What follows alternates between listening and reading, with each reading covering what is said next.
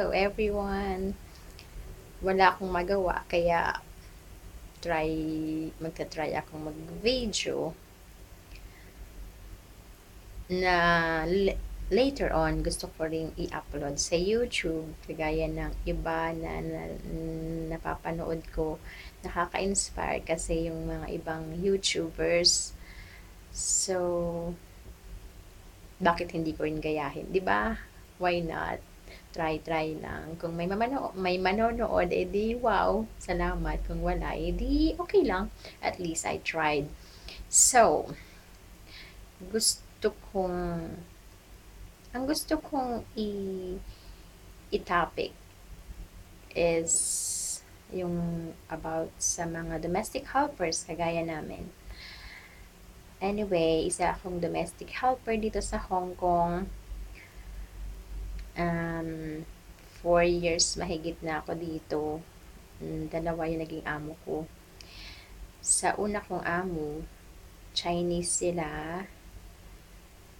Alam ko na marami sa atin na nasa Pilipinas pa na naghahangad na mag-try din pumunta dito. Pumunta kahit saang bansa para makatulong sa kanilang mga pamilya para maibigay lahat ng hindi naman lahat o makatulong sa mga pangangailangan ng ating pamilya. Yun naman lagi ang hangad natin, 'di ba? Kasi minsan yung iba naman akala nila maganda yung buhay namin dito, mga nagtatrabaho sa ibang bansa. Well, sa akin naman, sa aking paniniwala, nasa tao lang naman din yon kung paano natin i-deal yung mga problema, yung mga bagay-bagay na dumarating sa buhay natin. Sabi nga nila ano? Sabi nga nila, nasa tao ang gawa, nasa Diyos ang awa. So, let's do our best. And God will do the rest. Sa mga gustong pumunta dito, ang kailangan lang is tibay ng loob para malampasan lahat ng mga problema na darating sa buhay natin. Sa umpisa, yung mga amo, talagang pakikitaan ka ng minsan yung mga ibang amo. Pakikitaan ka na maganda yung pakikitungo sa'yo. Pero later on, parang nag-iiba. So, doon papasok yung dapat kailangan nating maging matatag, kailangan nating humingi ng tulong sa Diyos. Kasi doon nasusubok talaga yung ating katatagan. Kasi yung mga ibang amo talaga, to the extent na parang ayaw mo na yung pakikitungo nila, yung parang inaapak-apakan ka na nila. Pero sa akin naman, wala pa naman akong nararanasan na ganon. Sa una kong amo, mga Chinese family, sabi ko nga, may isa silang anak, tapos mag-asawa lang. Maayos naman sa umpisa. Sa umpisa, maayos nga. Pero may mga time talaga na tinetest yung patience mo, may mga panghihinala na talagang kung hindi ka marunong, kung hindi mo alam kung paano mo yun ilampasan, talagang mag-give up ka. Pero sabi nga, kung wala ka namang ginagawang masama, why not try to explain your side? Ganun. Tapos nakatapos naman ako sa kanila ng isang kontrata, tapos nagre-contract ako sa kanila another contract sana. Kaya lang, sa mga panahong yun, parang nag-iba na yung ugali ng babae, yung madam ko.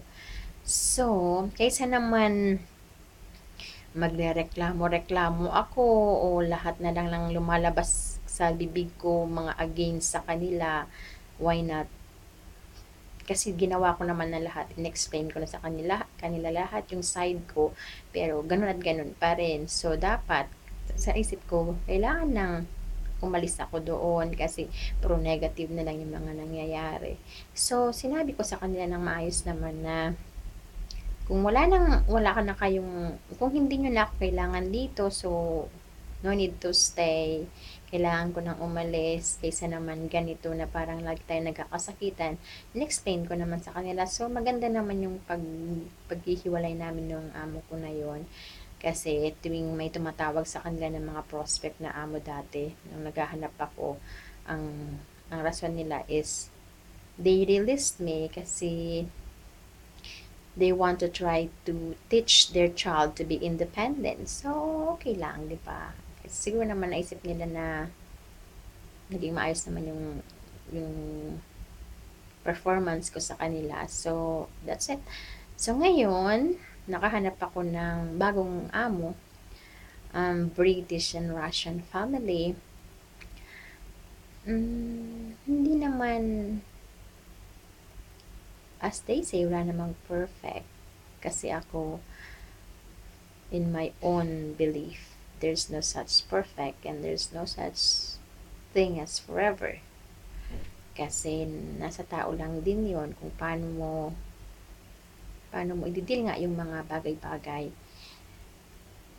Tapos, yung forever naman, I don't really believe in forever. Maybe lifetime, it's okay. But forever, nah. So, yun. For now, that's all. Nasa bakasyon ngayon ng mga amo ko, so I can do this. Nasa bakasyon sila for almost 3 months na. So, medyo walang ginagawa. Walang masyadong trabaho, petiks-petiks. So, naisipan ko gumawa ng video. So, ito yon. Sana may manood at sana makapulot kayo ng konting aral sa mga gustong pumunta dito at sa mga nandito na tatag lang ng loob. Laging manalangin sa taas. Yun ang maging advice ko. Kung may problema kayo sa mga amo nyo, try nyong kausapin ng maayos. Paliwanag yung side nyo. Kung ayaw nilang maniwala na ganun-ganun pa rin yung trato nila sa inyo, better umalis na kaysa naman magkakaroon ka pa ng sakit ng puso dahil sa kanila, di ba? So, that's my side. Yun yung gusto kong maipapayo sa inyo. So, that's it for now. Sana may manood dito. At sana gagawa pa ako ng ibang mga video next time. So, that's all for now. To all the beautiful people who will watch this, thank you and stay beautiful. God bless us all. Tada! Bye-bye for now.